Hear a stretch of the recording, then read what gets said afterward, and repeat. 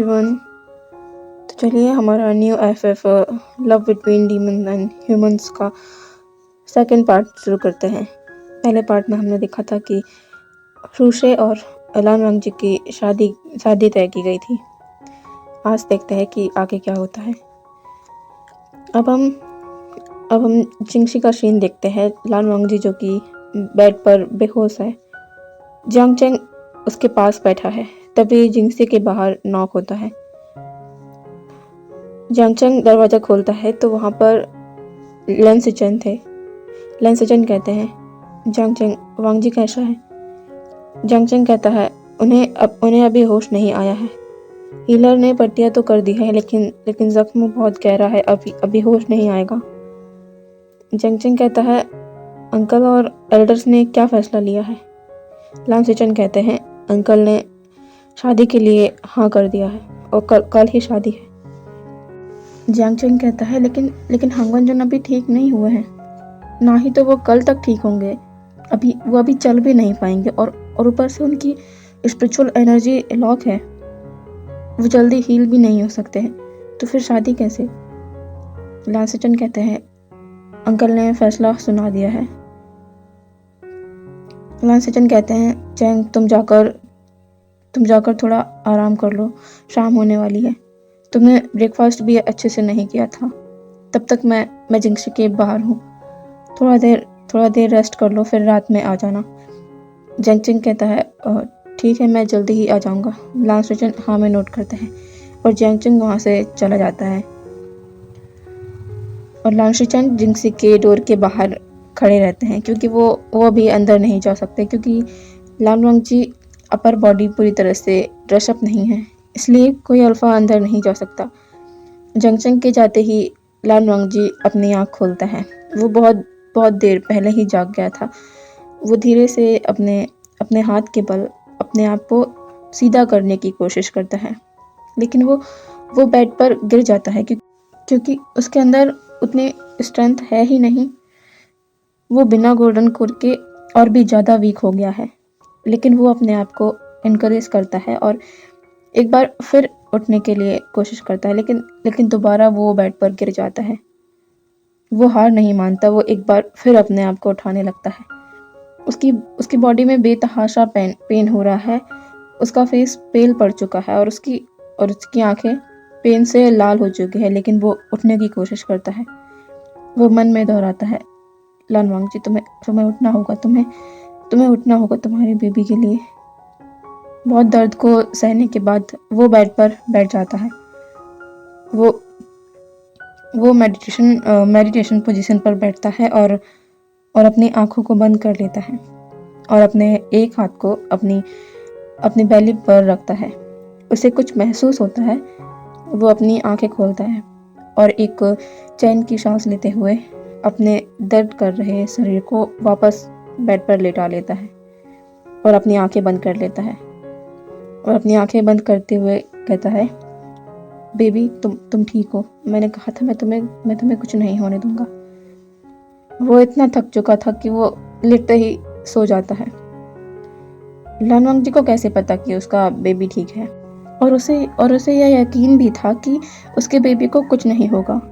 तभी तो वो पनिशमेंट लेने के लिए चला गया, वरना वो किसी भी हालत में अपने बेबी की जान खतरे में नहीं डालता।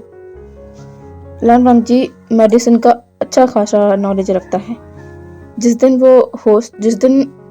वो बेहोश हुआ था, उसी दिन उसे पता चल गया था कि वो प्रेग्नेंट है, और उसे ये भी पता चल गया था कि हीलर ने उसे चेक किया है, तो यह बात क्लैन में पता चलेगी ही। इसलिए उसने उसी रात में मेडिटेशन के थ्रू अपने अंदर अपनी कम से कम 90% स्पिरिचुअल एनर्जी से एक गोला बनाकर अपने अंदर ही बेबी को उसमें प्रोटेक्टिवली शेव कर दिया था। और आज जब उसे अपनी स्पिरिचुअल एनर्जी सील करने को कहा गया था, तो उसने अपनी वो 10% स्पिरिचुअल एनर्जी ही सील की थी जो उसकी थी, और 90% स्पिरिचुअल एनर्जी से उसने बेबी के लिए प्रोटेक्टिव शील्ड बना ली थी। और अभी उसका बेबी बिल्कुल ठीक है। ये महसूस करते ही उसका सारा दर्द चला गया है और वो एक चैन की नींद में खो गया। वो एक खूबसूरत सपने में खोया है जहाँ पर कोई है। इंसान तुम बहुत खूबसूरत हो और तुम सिर्फ मेरे हो। मैं आपका हूँ। लांसान कहाँ हो तुम? मैं यहाँ लांसान मेरे सामने हो। लांसान तुमसे कितनी बार कहा है कि मुझसे दूर मत जाया करो। तुम्हें नहीं पता तुम्हें ना पाकर मेरी जान निकल जाती है। इतना प्यार करते हैं आपसे अपनी जान से भी ज्यादा प्यार करता हूँ। तभी लानवांग जी झट से अपनी आंखें खोलता है तो अपने सामने उसके ब्रदर इन लॉ जैंगचेंग को देखता है और अपने आसपास देखता है तो सुबह हो चुकी है। जैंगचेंग कहता है, राजकुमार लान, क्या आप अब ठीक हैं? लानवांग जी बस अपनी पलकों को झपका देता है। हांगुनजन, क्या मैं आपको देख सकता हूँ कि आपकी स्पिरिचुअल एनर्जी अनसील हुई कि नहीं? लानवांग जी फिर अपनी पलकों को झपका देता है। जैंगचेंग चेक करता है तो स्पिरिचुअल एनर्जी अभी वापस नहीं आई थी। उसने सोचा अगर स्पिरिचुअल एनर्जी वापस आ जाती तो उन्हें स्पिरिचुअल एनर्जी देकर हील कर सकते थे, लेकिन स्पिरिचुअल एनर्जी अभी अनसील नहीं हुई है। तभी वहाँ पर ओमेगा हीलर आते हैं। जैंगचेंग कहता है, हीलर अभी आपको ट्रीटमेंट ही करना होगा क्योंकि स्पिरिचुअल एनर्जी अभी अनसील नहीं हुई है, इसलिए उन्हें जड़ी बूटियों से ही हील करना होगा। हीलर कहते हैं, लान फॉरेन, अगर आप कहें तो हम हांगवनजुन को थोड़ी देर कोल्ड पॉन्ड में रहने को कह सकते हैं। वो उस पानी से थोड़ा हील हो जाएंगे, उसके बाद हम पटिया कर सकते हैं। जैंगचेंग कहता है, ठीक है, लेकिन क्या हांगवनजुन इस हालत में उठ पाएंगे? हांगवनजुन। हीलर कहते हैं, हम कोशिश करके देख सकते हैं। हीलर और जैंगचेंग लानवांग जी के पास आते हैं और कहते हैं, हांगवनजुन, क्या आप उठ पा रहे हैं? लानवांग जी अपने हाथों को वैसे ही रात की तरह अपने बेड पर रखकर उठने की कोशिश करता है। जैंगचेंग उसकी मदद करता है। लानवांग जी उठकर बेड पर बैठ जाता है। जैंगचेंग कहता है, राजकुमार लान, अब हम कोल्ड पॉन्ड जा रहे हैं। लानवांग जी हाँ में सर हिलाता है। वो लोग लानवांग जी को कोल्ड पॉन्ड के अंदर लोटस पोजीशन पर थोड़ी देर रहने देते हैं। लानवांग जी अपनी आंखें बंद कर लेता है। थोड़ी देर बाद लानवांग जी को वो लोग जिंगशी ले आते हैं। लानवांग जी अपने क्लोथ्स चेंज करता है और उसने अपर बॉडी को बस एक कपड़े से कवर किया हुआ है क्योंकि अभी बैंडेज करनी है। लानवांग जी को कोल्ड पॉन्ड के पानी से थोड़ा सा आराम मिल रहा है। उसके वॉन्स को थोड़ा सा आराम मिल रहा है। वो वापस बेड पर लेट जाता है और हीलर उसके घाव पर पट्टियां कर देते हैं। उसके घाव से अभी भी खून बंद नहीं हुआ है। हीलर ट्रीट करने के बाद वहां से चले जाते हैं। लानवांग जी बेड पर लेटा हुआ है। जैंगचेंग उसके अपर बॉडी को ब्लैंकेट से कवर करता है और जिंगसी के डोर के पास जाकर लैंसचेन को अंदर आने का इशारा कर देता है। लैंसचेन अंदर आ जाते हैं। लैंसचेन अंदर आ जाते हैं। वो वांग जी को देखते हैं और कहते हैं, वांग जी। लानवांग जी अपनी बंद आंखों को खोलता है और अपने भाई को सामने देखता है और कहता है, भाई। लैंसचेन अपने भाई की ये हालत देखकर खुद के आंसू रोक नहीं पा रहे थे। ऐसा होता है जब हमारा कोई भाई हो और वो खुद को एक्सप्रेस ना करता हो और सब कुछ चुपचाप सहता हो तो दर्द तो होता ही है। लैंसचेन को भी ऐसा ही महसूस हो रहा था। वो अपने भाई को दर्द पहुंचने से ना रोक पाए। लैंसचेन कहते हैं, वांग जी, क्या तुम्हें दर्द हो रहा है? लानवांग जी कहता है, नहीं भाई। लैंसचेन कहते हैं, तुम रूल तोड़ रहे हो वांग जी, तुम झूठ बोल रहे हो। ये रूल तो तुम बहुत पहले ही तोड़ते आ रहे हो, है ना? लानवांग जी अपनी नजरें नीची कर लेता है। लैंसचेन कहते हैं, तुमने हमें बताया क्यों नहीं? कम से कम मुझे ही बताया होता। लानवांग जी कुछ नहीं कहता, शांत ही रहता है। लैंसचेन कहते हैं, ऐसा कौन है वो शख्स जिसके बारे में तुम कुछ भी नहीं कहना चाहते? ठीक है, मैं तुमसे जबरदस्ती भी नहीं करूँगा। अगर तुम्हें बताना होता तो तुम बहुत पहले ही मुझे बता चुके होते। लान वांगजी कहता है, भाई। जियांगचंग कहता है, सचिन, उनसे शिकायत बाद में कर लेना, अभी उनकी हालत देखो। लान सचिन कहते हैं, हाँ मैं नहीं कर रहा, उसे उसे वो जो चाहे वो करे अपने मन की। लान वांगजी समझ सकता है कि उसका भाई इस तरह उसे दर्द में होने पर बहुत हर्ट है, और वो भी हो क्यों ना, क्योंकि उसका भाई है वो। तभी लान सचिन एकदम से कहते हैं, वांगजी बेबी वो ठीक है। अब जाकर जियांगचंग को याद आता है कि हाँ, बेबी हीलर से तो उसकी जांच करवाई ही नहीं। वो कहता है, शिचन, मैंने हीलर से हांगमन को चेक करवाया ही नहीं। लान वांगजी एकदम से कहता है, brother in law please please किसी को मत बुलाइए। लान सचिन और जियांगचंग लान वांगजी को देखते हैं। लान सचिन कहते हैं, लेकिन वांगजी चेक तो करना होगा ना। तभी लान वांगजी कहता है, भाई बेबी बिल्कुल ठीक है। लान सचिन और जियांगचंग वांगजी की ओर देखते हैं और कहते हैं, बेबी ठीक है, लेकिन इतनी चोट के बाद भी वो ठीक है, उसे कुछ नहीं हुआ। लान वांगजी कहता है, भाई मैंने उसे पहले ही अपने स्पिरिचुअल एनर्जी से सील्ड कर दिया था, इसलिए वो ठीक है। जियांगचंग कहता है, मतलब बेबी बिल्कुल ठीक है। फिर वो सिचन की ओर देखता है जो बिल्कुल चुप है। जियांगचंग कहता है, सिचन, क्या आप खुश नहीं हुए ये सुनकर कि बेबी ठीक है? लान वांगजी भी अपने भाई की ओर देखता है। लान सिचन कहते हैं, मैं इस बात से खुश हूँ कि बेबी ठीक है, लेकिन जियांगचंग कहता है, लेकिन क्या? लान सिचन वांगजी की ओर देखते हैं और कहते हैं, वांगजी क्या तुम्हें याद है कि आज लान क्लन में क्या हो रहा है? लान वांगजी कंफ्यूजिंगली अपने भाई की ओर देखता है और जियांगचंग उसे याद आ जाता है कि आज क्या है। वो शांत हो जाता है। लान वांगजी कहता है, क्या बात है भाई? लान सिचन कहते हैं, वांगजी क्या तुम्हें कुछ भी याद नहीं कि कल सुशे ने अंकल से क्या बात की थी? लान वांगजी को कुछ फ्लैशेस याद आते हैं कि हाँ, कल सुशे ने बीच में उसकी पनिशमेंट रुकवाई थी, लेकिन लान वांगजी उस वक्त अनकॉन्शियस होने की कगार पर था, उसे कुछ भी याद नहीं था। सुशे ने अंकल से क्या बात करी? वह कहता है, भाई क्या बात है? सुशे ने अंकल से क्या बात की है? लान सिचन भारी मन से कहते हैं, वांगजी आज तुम्हारी शादी है सुशे से, जो कि अंकल ने सुशे के प्रस्ताव देने पर उसे स्वीकार कर लिया, तो अब तुम्हारी उससे शादी हो रही है। सुशे ने सबके सामने यह कहा कि वो तुम्हारे बच्चे को एक्सेप्ट करेगा, तो अंकल ने और एल्डर्स ने शादी के लिए हाँ कर दिया। आज रात तुम्हारी शादी है वांगजी। यह सुनकर लान वांगजी के पैरों के नीचे से जमीन खिसक गई। वो किसी से शादी नहीं कर सकता। वो अभी शांत ही रहता है और अपने भाई और ब्रदर इन लॉ से कहता है, भाई मैं थोड़ी देर सोना चाहता हूँ। लान सिचन कहते हैं, क्यों नहीं वांगजी, तुम रेस्ट करो, हम शाम को तुमसे मिलने आते हैं और तुम्हें शादी के लिए रेडी भी करना है। लान वांगजी कुछ नहीं कहता। लान सिचन और जियांगचंग आगे बढ़ने लगते हैं, लेकिन लान सिचन अपनी जगह पर रुक जाते हैं और पीछे पलटकर लान वांगजी की ओर देखते हैं और कहते हैं, वांगजी क्या अभी भी हमें नहीं बताओगे कौन है वो पर्सन?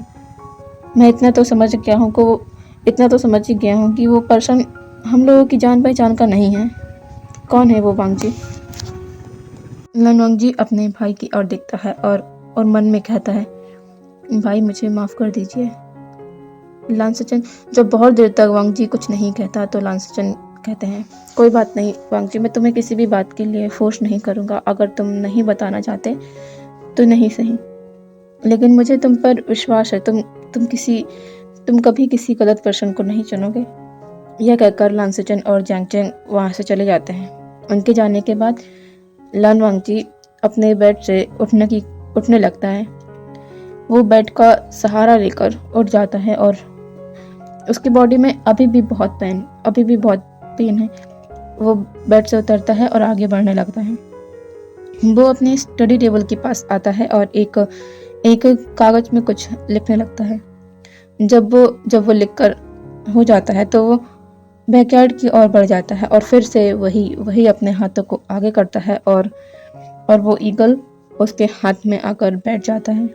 लान वांगजी उस ईगल के पंजों पर वो फोल्ड किया हुआ कागज पकड़ा देता है और उसके सर पर पैट करता है और वो ईगल वहाँ से उड़ जाता है और लान वांगजी वापस अपने रूम में आकर बेड पर लेट जाता है।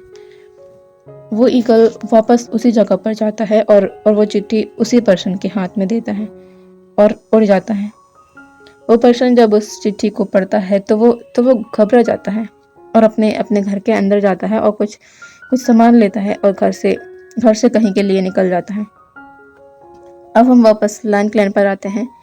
शाम हो चुकी है और रात को शादी का समारोह है और यहाँ शूशे अपने कक्ष में शान से रेडी हो रहा है क्योंकि उसकी शादी होने जा रही है, वो भी कूल, रूड, नोबल और सबसे खूबसूरत पर्सन लान वांगजी से, जिसे वो हमेशा फॉलो करता आया है हर चीज़ में।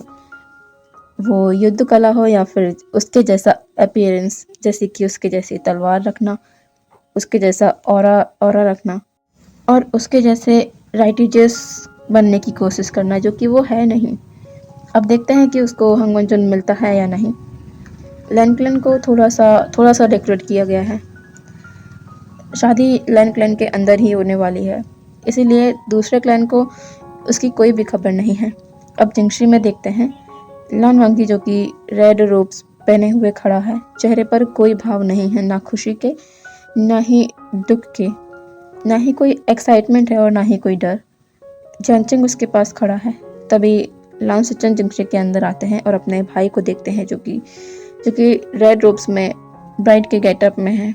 लान सिचन अपने भाई को इस गेटअप में देखना चाहते थे, लेकिन इन सर्कमस्टेंसेस पर नहीं जहाँ पर उसका भाई खुश ना हो इस वेडिंग से जो हमेशा के लिए वो इस वेडिंग से जुड़ने जा रहा है। एक ऐसे पर्सन का होने जा रहा है जिसे लान वांगजी जानता तक नहीं, लेकिन किस्मत उसके भाई को ऐसे मोड़ पर लाकर खड़ा कर चुकी है जहाँ से वो खुद अपने भाई को बाहर नहीं निकाल सकते। वो लान वांगजी के पास जाते हैं। लान वांगजी अपने भाई को देखता है। लान सिचन कहते हैं, वांगजी तुम अच्छे लग रहे हो। लान वांगजी अपनी नजरें नीची कर लेता है। जंगशन कहता है, अब हमें चलना चाहिए, अंकल ने जल्दी बुलवाया है। लान सिचन नोट करते हैं। लान वांगजी अपनी नज़रों को ऊपर करके अपने भाई की ओर देखता है। लान सिचन भी लान वांगजी को देखते हैं। लान वांगजी कहता है, भाई क्या आप मुझ पर, मेरे इरादों पर विश्वास करते हैं? लान सिचन को अजीब लगता है कि वांगजी ये क्यों पूछ रहा है। फिर भी लान सिचन कहते हैं, हाँ वांगजी, मैं तुम पर विश्वास करता हूँ, तुम कभी कुछ गलत नहीं करोगे। लान वांगजी अपना सर नीचे कर लेता है और अपने भाई और जियांगचेन को बो करता है। लान सिचन कहते हैं, वांगजी तुम क्या कर रहे हो? अभी तुम्हारे जख्म भरे नहीं है, तुम्हें झुकना नहीं चाहिए। लान वांगजी मन में सोचता है, भाई न जाने कब अब मैं आपको देख पाऊंगा। लान सिचन कहते हैं, वांगजी क्या बात है, क्या तुम कुछ कहना चाहते हो? तो तुम जरूर कह सकते हो। लान वांगजी ना में अपना सर हिलाता है। लान सिचन कहते हैं, तो ठीक है, चलो वांगजी, अब हमें चलना चाहिए। लान वांगजी हाँ में सर हिलाता है। लान सिचन और जियांगचेन लान वांगजी को एंसेस्टर हॉल तक ले जाते हैं। लान वांगजी के सर पर वेल डाली गई है।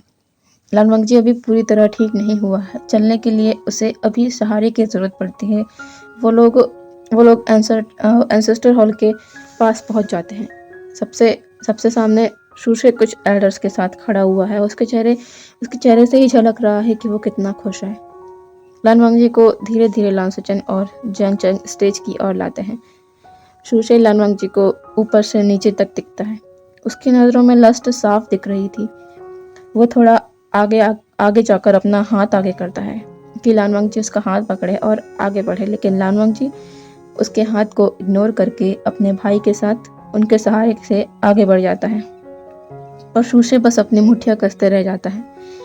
वो मन में कहता है, दिखा लो लान वांगजी, जितनी अकड़ दिखाना है अभी दिखा लो, लेकिन आज के बाद से तुम्हें मेरे सामने झुककर रहना होगा। तब देखता हूँ कहाँ जाती है तुम्हारी ये अकड़। मैं तुम्हें ये याद दिला कर रहूँगा कि एक ओमेगा की जगह आखिर होती कहाँ है।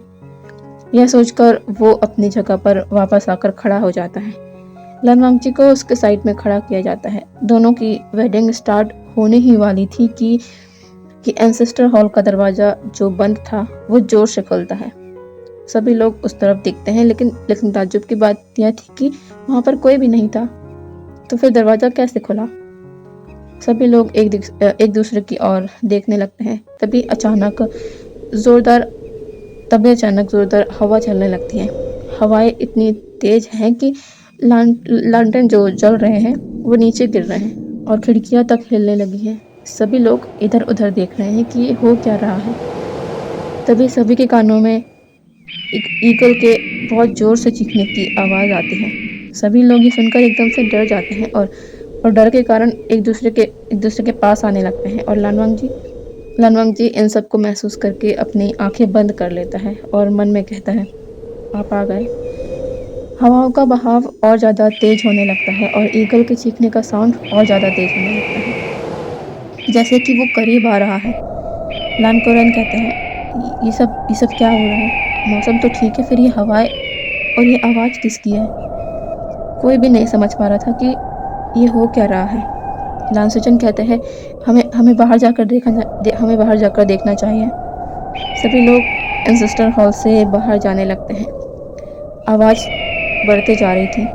चैन लानवांग जी को अपने साथ बाहर की ओर लाता है। सभी लोग जब बाहर आकर देखते हैं तो आसमान काले बादलों से घिरा हुआ है और ऊपर एक बहुत बड़ा ब्लैक कलर का ईगल है जो लान प्लान के चारों ओर घूम रहा है और आवाज़ कर रहा है। सभी लोग ये नज़ारा देखकर डर रहे थे क्योंकि ये इनह्यूमन चीज़ें हैं। ये इस तरह की चीज़ें ह्यूमन वर्ल्ड्स में नहीं होती हैं। लान सचन जल्दी से अपनी बांसुरी को बजाना शुरू कर देते हैं, लेकिन इन सब का किसी पर भी असर नहीं हो रहा था। लोग ये तो समझ गए कि ये शैतानी क्रियाएं हैं। इनका ह्यूमन रेलम से और कल्टीवेशन वर्ल्ड से कोई भी लेना देना नहीं है। तभी एक और सभी का ध्यान जाता है। वहाँ दूर आसमान से कोई इनकी ओर आ रहा है। जैसे जैसे वो नज़दीक आ रहा है, काला धुआं हर जगह फैल रहा है। जब वो उनके और करीब आता है तो लोग दिखते हैं कि वो एक पर्सन है या वो डीमन है। पूरी तरह से ब्लैक में कवर उसका फेस भी नज़र नहीं आ रहा है, बस उसकी 2 रेड आइज नज़र आ रही हैं। उसके 2 बड़े बड़े ब्लैक विंग्स जिससे वो उड़ रहा है।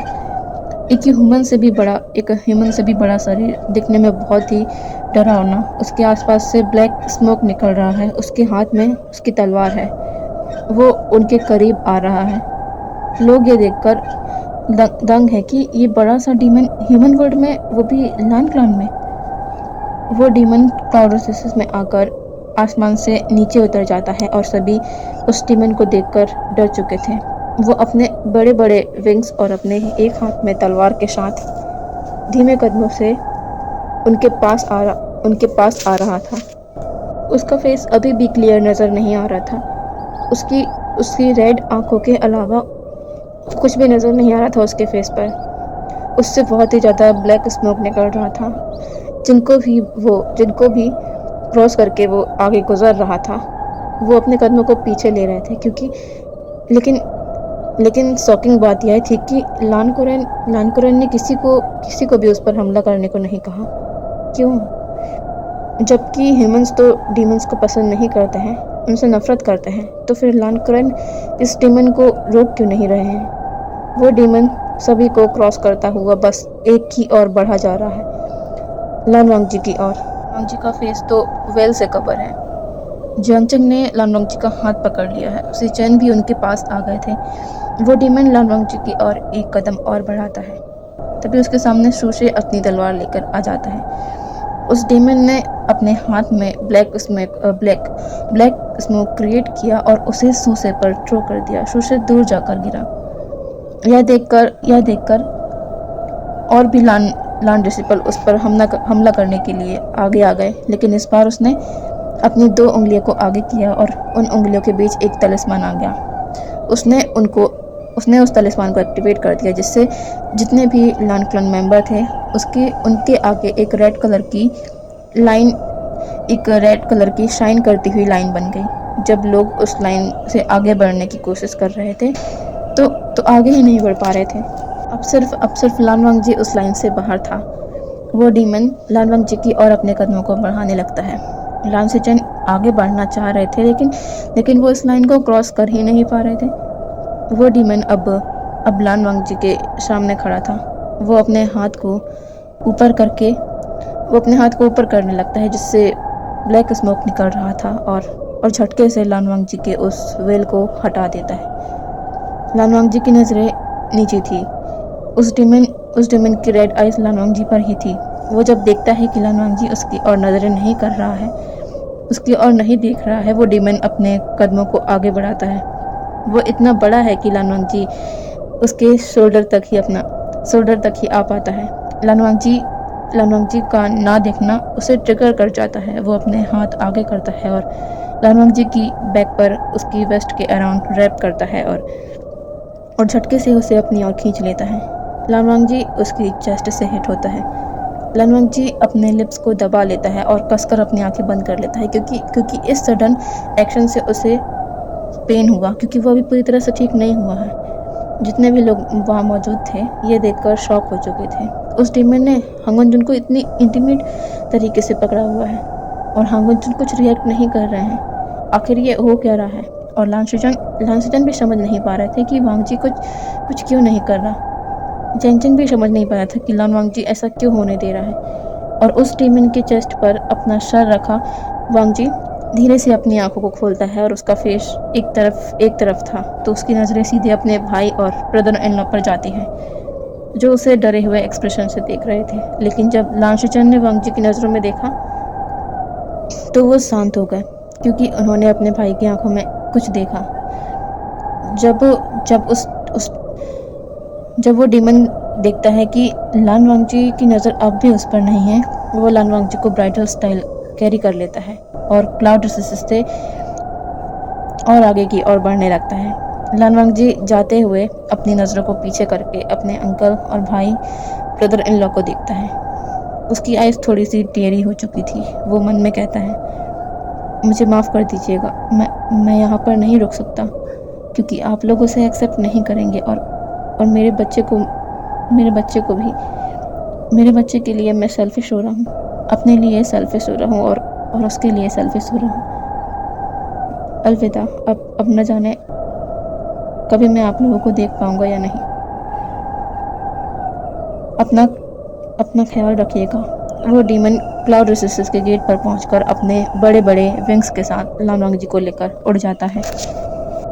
डीमन के उड़ते ही वो ईगल, जो कब से क्लाउड रिसेस के ऊपर चक्कर लगा रहा था, वो भी एक आवाज़ करके उनके पीछे ही उड़ जाता है।